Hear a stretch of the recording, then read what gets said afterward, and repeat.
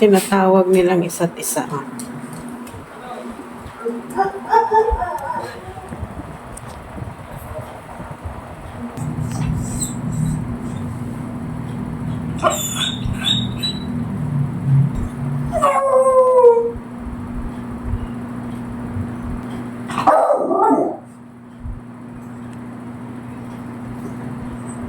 Bakit ba?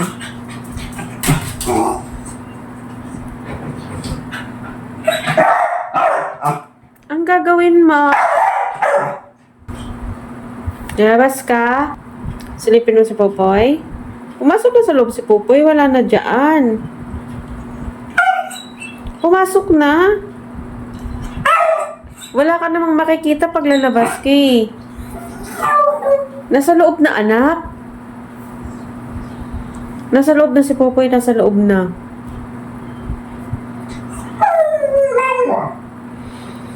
Titignan mo pa rin?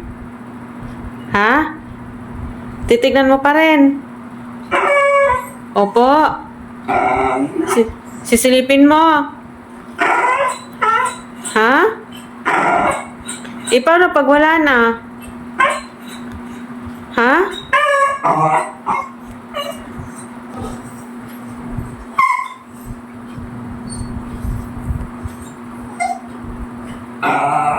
Gusto niyang silipin yung kaibigan niya dyan sa tabi. Narinig niya kasi na nagbukas ng gate eh. Pag nagbubukas ng gate, lagi siyang nandun kasi bebeso-beso silang dalawa.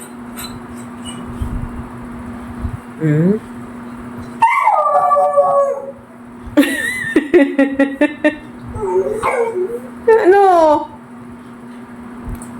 Ha? Tawagin mo nga si Popoy. Tawagin mo. Tawagin mo.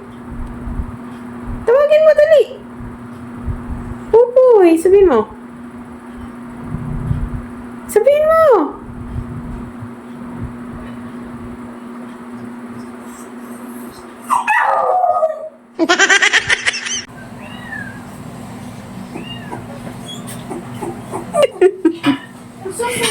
Nagsusumbong. Kanina pa niya naramdaman na nagbukas ng gate. At arongot siya ng arongot. Sabi ko, nasa loob na si Popoy. Bakit? Ano problema? Susumbong. Susumbong? Ha?